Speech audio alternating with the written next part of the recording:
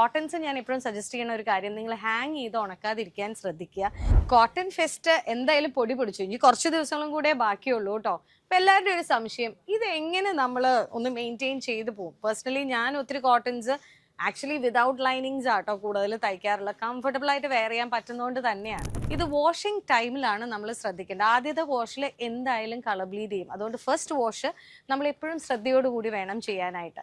ഞാൻ പേഴ്സണലി ചെയ്യാറുള്ളത് ഒന്നെങ്കിൽ കളർ ഗാർഡ് അല്ലെങ്കിൽ പിഞ്ച് ഓഫ് സോൾട്ട് അതിട്ടിട്ട് മുക്കി വെക്കില്ല, എല്ലാം സെപ്പറേറ്റ് മാത്രമേ വാഷ് ചെയ്യുള്ളൂ. സ്ട്രോങ് ആയിട്ടുള്ള ഡിറ്റർജൻസ് മാക്സിമം യൂസ് ചെയ്യാതിരിക്കുക. ചെറിയ ഷാംപൂ ആണെങ്കിലും കുഴപ്പമില്ല. ഏറ്റവും നല്ലത് ആദ്യം തന്നെ ഉപ്പിനകത്ത്, അല്ലെങ്കിൽ നമ്മളിപ്പോൾ പറയുമല്ലോ കളർ ഗാർഡ് അല്ലെങ്കിൽ സേഫർ ടോൺ, ആ കളർ ഫാസ്റ്റൻ ചെയ്യുന്ന ലിക്വിഡ്സ് നമുക്കിപ്പോൾ ഷോപ്സിൽ അവൈലബിൾ ആണ്. അത് യൂസ് ചെയ്യുക.